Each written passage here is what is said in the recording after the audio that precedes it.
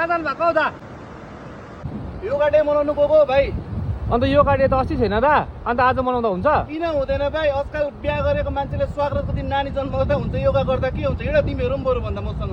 जानुपर्छ क्या हो है जानुपर्छ म चाहिँ त दामी योगा सिकाउँछु कि सबभन्दा फर्स्ट चाहिँ कसले गर्ने योगा जाउँ जहाँ त तपाईँ योगा त डेली गर्छ अन्त भोलि त 9 महिनाको छ त हौ भाइ यो अर्कै योगा हो तँ अहिले बुझ्दैन यो योगा कस्तो योगा हो भनेर यस्तो गरौँ कि हामी योगा यहीँ गरौँ ल सबभन्दा फर्स्ट राजा गर्न होइन औ भाइ लु भाइ तिमी यता यो चाहिँ पादर्शन योगा है यो योगा गऱ्यो भने चाहिँ निकेटा हो जिन्दगीमा कोरोना सर्दी खोकी कहिले लाग्दैन लु स्टार्ट होइन 1 2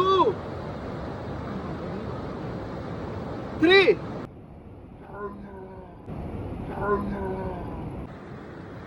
दा अगाएर कन्ट्रोल हुँदैन क्या सिनै बनायो त हौ